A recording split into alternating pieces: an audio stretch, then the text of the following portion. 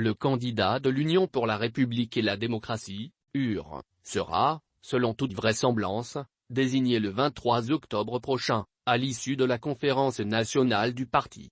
Ils sont 10 prétendants à avoir déposé leur candidature, parmi lesquels figure Mamadou Igor Diarra, qui, de l'avis de plusieurs observateurs, reste une alternative crédible pour le parti de la poignée de main.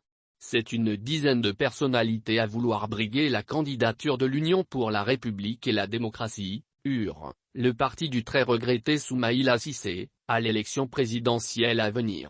Si tout ou presque sont des personnes de qualité, Mamadou Igor Diarra est sans contexte la personnalité qui coche toutes les cases. Il est celui qui pourra donner de l'espoir au Mali en général et de l'UR en particulier.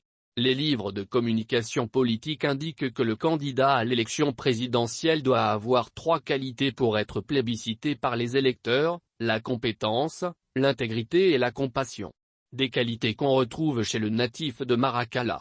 C'est un fait, la compétence. Mamadou Igor Diarra est reconnu au Mali et à l'extérieur du pays.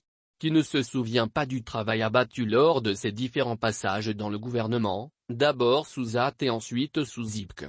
Mamadou Igor Diarra est celui qui a mis fin au délestage de l'électricité au Mali. Ce qui est aujourd'hui un lointain souvenir pour les Maliens tant ils sont frappés de plein fouet par le délestage et les coupures intempestives.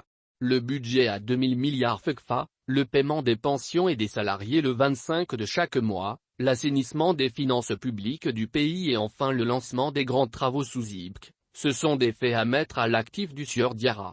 Mamadou Igor Diarra est l'un des rares anciens ministres maliens qui jouit d'une réputation solide aux yeux des Maliens. Son nom n'a jamais été cité dans une affaire de corruption ou de détournement de fonds.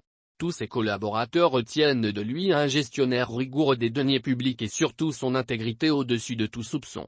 Enfin, Mamadou Igor Diarra, malgré ses occupations, a toujours été proche de la population. Ce qui est attesté par ses nombreuses œuvres sociales réalisées dans plusieurs localités du pays dont Maracala, la cité où il a fait son enfance. Les habitants de Maracala retiennent de lui un homme sociable et profondément humain. L'ancien ministre de l'économie et des finances, selon des témoignages, a toujours apporté son soutien aux démunis. À ces qualités, s'ajoute son expérience des joutes électorales pour avoir été candidat à l'élection présidentielle en 2018, sa capacité à rassembler et enfin son carnet d'adresses ou ses relations à l'international. Le talon d'Achille de Mamadou Igor Diarra reste son adhésion tardive à l'UR. Il ne s'en cache pas et n'est pas seul dans le cas. Même là, il est dit au parti fondé par le très regretté Soumis Champion qu'il n'y a pas de nouveaux et d'anciens militants. C'est ce qui fait d'ailleurs la force du parti de la poignée de main qui a toujours su intégrer des nouveaux adhérents sans anicroche.